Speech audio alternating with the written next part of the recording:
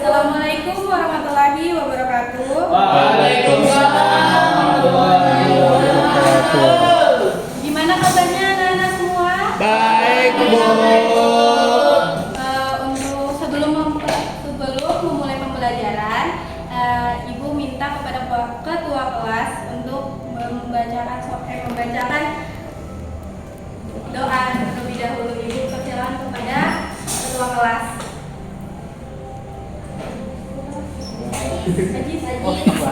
Yes. Ya, baik. Sebelum kita memulai pembelajaran, marilah kita sama-sama berdoa dimulai.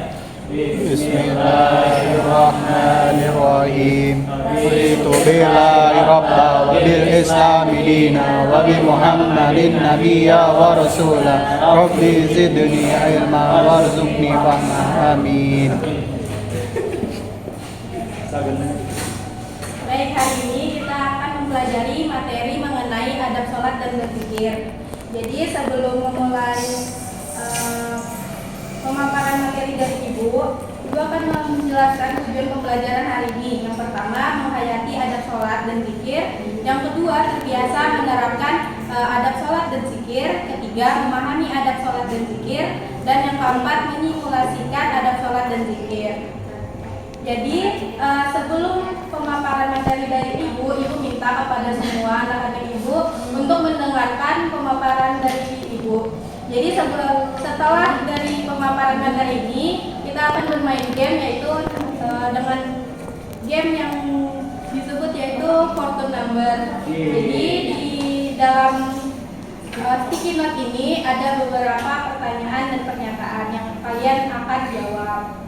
Jadi Ibu mulai pemaparan materi. Ibu minta anak-anak semua menyimak dengan baik ya. Yang pertama mengenai adab sholat. Jadi sholat adalah ibadah wajib bagi setiap muslim yang sudah balik dan berakal sehat. Sholat pada hakikatnya adalah bentuk komunikasi antara seorang hamba dengan Allah. Akan tetapi banyak orang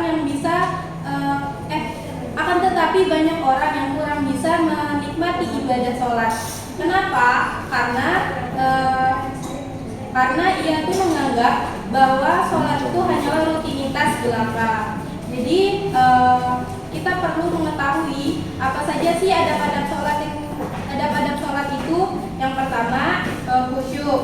Jadi makna dasar dari khusyuk yaitu kelembutan hati, kerendahan, ketenangan, dan ketundukan. Yang kedua, hati yang ikhlas. Syarat sah sholat yang pertama adalah hati yang ikhlas menjalankannya. Lalu yang ketiga, menjaga waktu dan batasan-batasannya. Yang keempat, menjaga kebersihan dan kesucian tempat sholat dari najis-najis yang ada. Yang kelima, memakai pakaian yang bersih. Yang keenam, menyesal dan turut sedih. Maksudnya itu kita merasa menyesal disertai turut bersedih bisa mempengaruhi harapan dalam melaksanakan sholat. Yang selanjutnya yaitu mengenai adab berzikir. Zikir menurut bahasa berarti ingat. Dalam hal ini yang dimaksud adalah mengingat Allah dengan cara memperbanyak mengucapkan kalimat-kalimat thayyibah sesuai dengan yang diajarkan oleh Rasulullah, para sahabat, dan orang-orang yang soleh sebelum kita. Jadi kita perlu mengetahui adab-adab saat berzikir kepada Allah, yaitu antaranya yaitu yang pertama ikhlas, yang kedua merendahkan suara, yang ketiga berzikir dengan zikir dan wirid yang telah dicontohkan Rasulullah karena zikir adalah ibadah. Yang keempat, mencoba memahami maknanya dan khusyuk dalam melakukannya. Lalu yang kelima,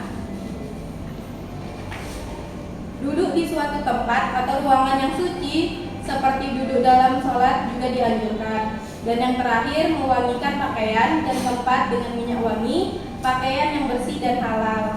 Selanjutnya yaitu mengenai hikmah sholat dan berzikir. Banyak sekali hikmah yang dapat kita dapat dari sholat, antara lain yaitu yang pertama mendidik disiplin dan menghargai waktu, yang kedua menjadikan hati tenang, Ketiga, menyadarkan manusia tentang hakikat dirinya yang merupakan hamba Allah Subhanahu wa Ta'ala. Yang keempat, menanamkan nilai tidak ada yang memberi kenikmatan dan pertolongan selain Allah. Dan yang kelima, sholat dapat menjauhkan diri dari perbuatan keji dan munkar. Dan yang terakhir yaitu sholat dapat menjauhkan diri dari sifat sombong. Lalu ada juga manfaat dari zikir. Yang pertama itu membuat diri lebih bersemangat untuk berusaha. Yang kedua, hati menjadi tenang. Ketiga, bersabar dan ulet dalam menghadapi masalah. Keempat, menjadikan diri ini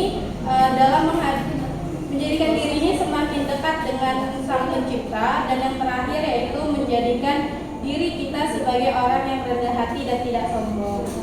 Jadi gimana pemaparan dari Ibu? Apakah anak-anak semua mengerti? Mengerti. Selanjutnya kita akan memulai game. Jadi di antara kalian Ibu nggak menunjuk siapa yang maju. Jadi dari kalian sendiri yang mau maju siapa. Kalian di materi ini kalian bentar ya.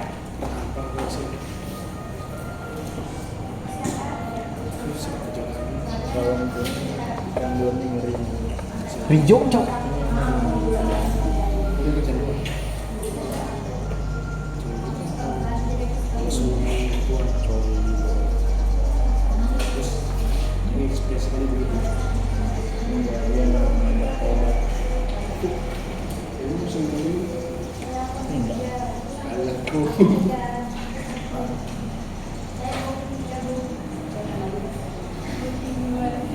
Nah, aku minta kepada kalian untuk maju pilih nomor dan kalian menjawab pertanyaan dari agenda tersebut.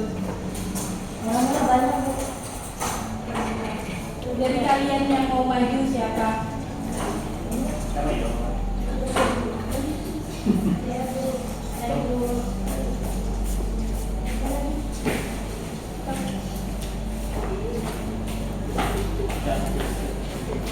1 siapa?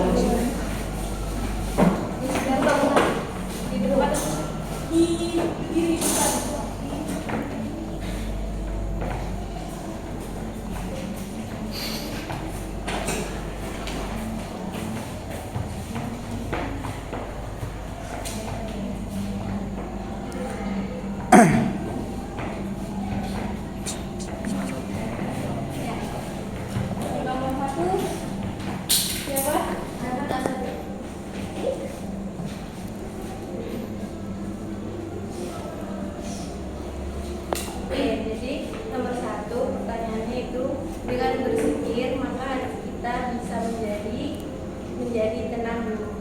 Ya, terima kasih Taufik. Aplaus dulu untuk Taufik. Nomor 2.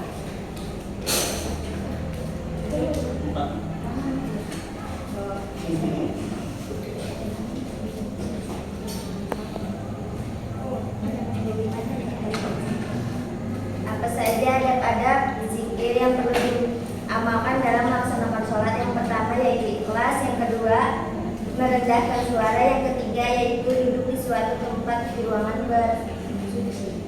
Ya, betul. Aplaus dulu untuk yang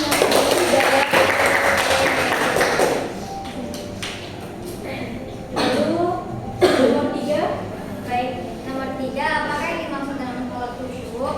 Sholat khusyuk merupakan sholat yang dilakukan dengan paham terhadap bacaan dan gerakan sholat dengan baik sampai salam. Sudah Bu. Baik, aplaus lagi untuk kalian. Nomor 4. Baik. Pertanyaannya atau soalnya pengertian adat sholat dan zikir adalah, jadi pengertian adat sholat yaitu yang mana kita harus melaksanakan adat sholat untuk kita menghadap pada Allah Subhanahu Wa Taala, dan begitu juga zikir, yang mana zikir ini kita harus khusyuk kurang lebih seperti sholat tadi, yang mana agar hati kita nanti bisa lebih tenang, bisa lebih fresh, plong begitu. Ya, mungkin pada Baik, terima kasih. Saya beri aplaus juga untuk terima kasih kepada anak-anak yang sudah maju. Silahkan kembali ke tempat duduknya.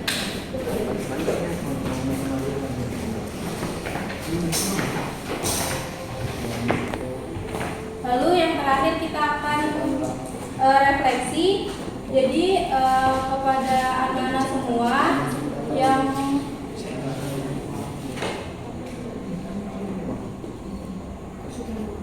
Ibu minta kepada anak-anak untuk menyampaikan materi yang telah Ibu sampaikan tadi. Silakan Nur Hidayah. Ya Bu, kalau dari saya itu yang dapat saya ambil di pembelajaran hari ini, sholat pada hakikatnya adalah bentuk komunikasi antara seorang hamba dengan Allah Subhanahu Wa Taala. Lagi ya Bu? Iya, lanjutkan. Terus kita wajib memperhatikan adab-adab dalam melaksanakan sholat agar tujuan sholat yaitu mencegah dari perbuatan yang keji dan munkar bisa tercapai. Saya Bu. Baik, terima kasih kepada Nur Hidayah. Mungkin sekian dari Ibu. Ibu minta maaf apabila kekurangan dari pemaparan materi Ibu, dan Ibu juga terima kasih kepada semua anak-anak Ibu yang telah menyimak materi Ibu. Sekian dari Ibu. Wassalamualaikum warahmatullahi wabarakatuh. Waalaikumsalam warahmatullahi wabarakatuh.